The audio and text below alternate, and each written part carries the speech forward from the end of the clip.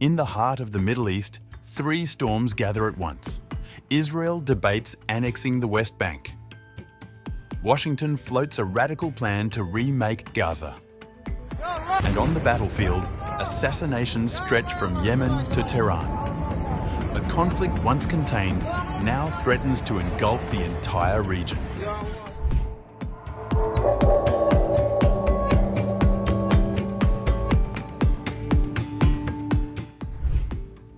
Israel is weighing a dramatic response to a wave of international recognition of Palestinian statehood.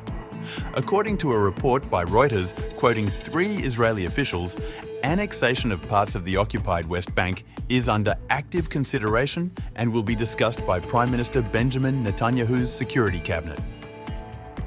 Annexation would mean the extension of Israeli sovereignty over land captured in the 1967 Middle East War. A move long demanded by the far right, but one that carries profound diplomatic consequences. A senior minister confirmed that the subject was on the agenda for the meeting, which is otherwise focused on the war in Gaza. Yet there is uncertainty over how such a measure would be applied, whether only to Israeli settlements, to specific blocks such as the Jordan Valley, or more selectively. Any concrete step, officials acknowledge, would likely involve a lengthy legislative process. The timing is delicate. France, Britain, Australia and Canada are all preparing to formally recognise a Palestinian state at a summit during the United Nations General Assembly in September. Israel, already under mounting criticism over its conduct in Gaza, sees these pledges as an escalation. Israel's cabinet is set to weigh annexation of parts of the West Bank, a move that could reshape the conflict and regional diplomacy. For Palestinians, who see the territory as the heart of a future state, annexation would likely be viewed as the death of the two-state solution. Arab states are expected to react sharply, as are European allies. The International Court of Justice ruled in 2024 that Israel's occupation of Palestinian lands is illegal and must end. But Israel insists the areas are disputed, citing historical and biblical ties. Prime Minister Benjamin Netanyahu's office has not clarified whether he supports annexation or where it might apply. Foreign Minister Gideon Saar has also stayed quiet, declining to say if the issue was raised with US Secretary of State Marco Rubio during a recent visit. Washington too remains ambiguous. President Donald Trump has not stated a position, and both the White House and State Department declined comment. Palestinian President Mahmoud Abbas has remained silent, though US officials blocked his travel to the UN, where allies plan to recognize Palestine. The symbolism of Sunday's cabinet discussion alone, amid a push for Palestinian recognition, could mark a critical turning point.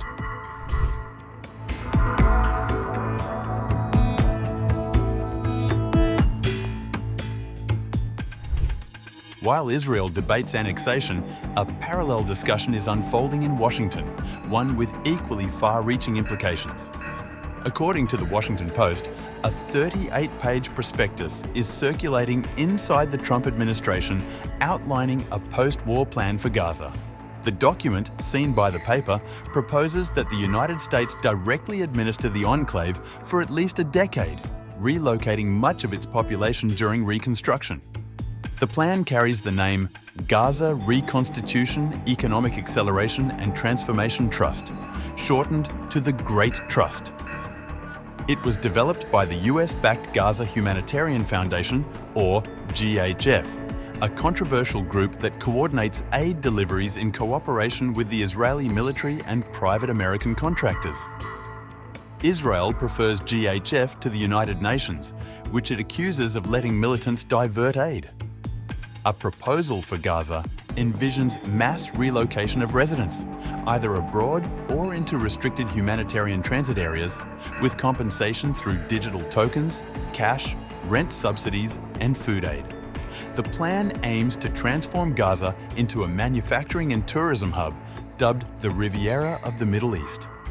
On February 4th, he declared that the US should take over Gaza and rebuild it as a resort after resettling its population elsewhere.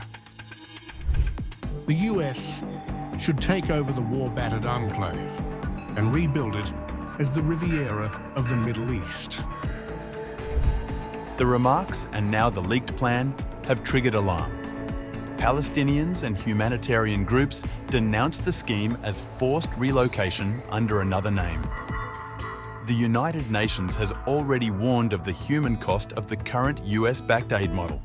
In early August, it reported that more than 1,000 people had been killed while trying to receive aid since GHF began operations in May 2025.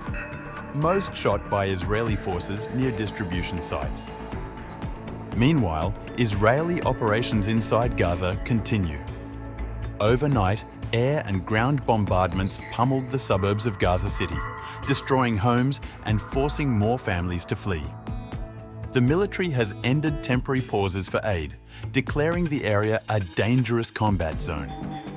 Netanyahu's cabinet is also expected to debate a plan to seize Gaza City outright in October.